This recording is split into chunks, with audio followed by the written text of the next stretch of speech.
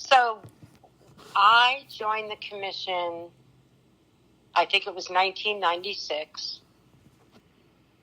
And my husband, Bill Sargent, had been on the commission for a few years.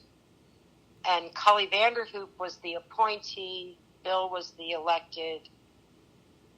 And I got a great perspective on what the commission was about through his service.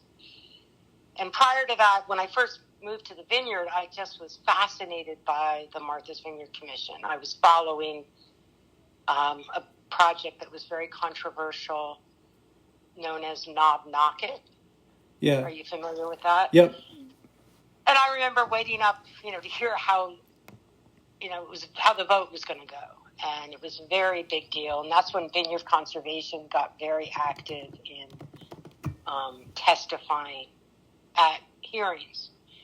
And so I just had a great love for the commission, and I understood what was so unique about it was the capacity for commissioners to bring a subjective view to address qualitative issues like character, like ecology in a way, because to talk about that often wasn't always based in science. It was based in the aesthetics of the shore, things like that.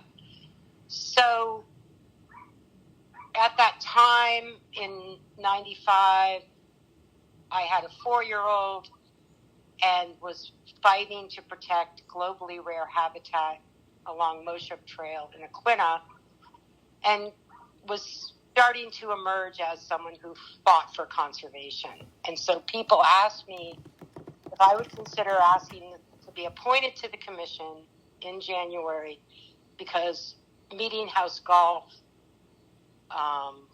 was on the table to develop many acres along the Edgartown Great Pond.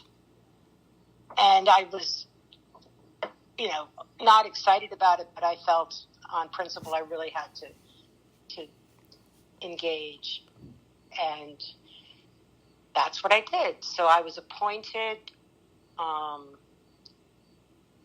and that was the first meeting I went to, was in the Whaling Church basement, and it was very intimidating because most of the commissioners who'd been there for a while were supportive of the project.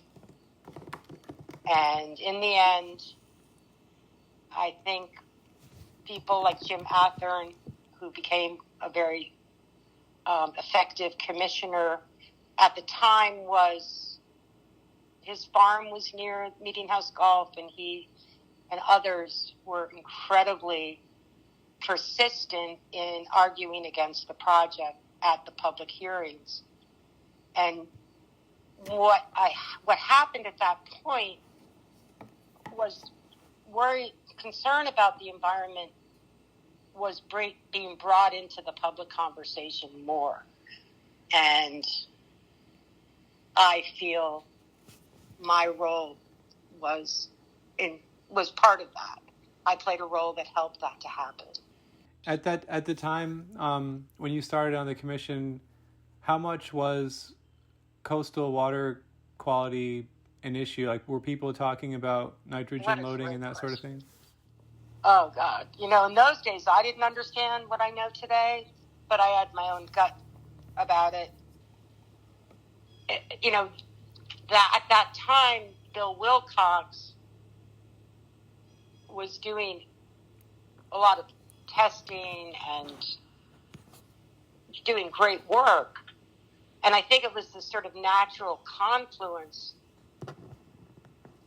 with what was going on in the zeitgeist almost, where water quality became a priority in the later 90s. And I do think the golf courses played a bigger role than anything in making that such a key aspect of planning.